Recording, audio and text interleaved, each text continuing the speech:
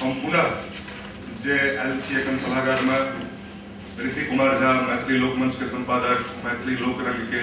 वरिष्ठ रंगकर्मी मुकेश झा जी सहित सब गोटा के फेर से स्वागत करैत छी। सौभाग्य मिथिला चैनल रहे मैथिली में, तेमे एक साक्षात्कार के संदर्भ में हम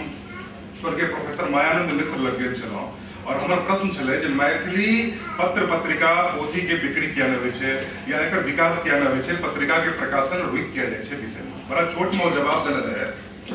जे भारतीय भाषा सब जे बहुत पॉपुलर भेलै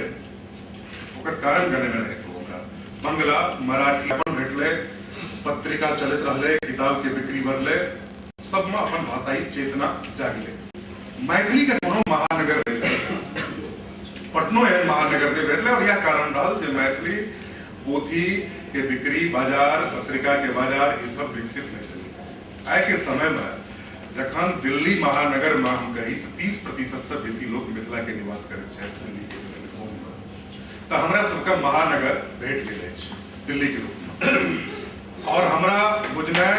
जे मैथिली महासभा के यह उद्देश्य हेबाक चाही से छैको एकर एजेंडा में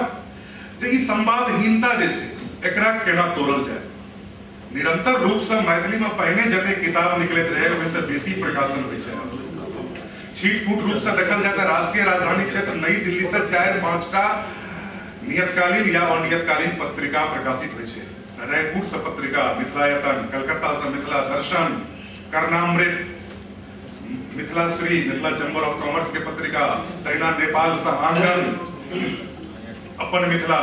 बम्बई से मिथिला दर्पण, मैथिली दर्पण, विभिन्न पत्र पत्रिका दरभंगा से जखन तखन ई सब प्रकाशित होइ छै,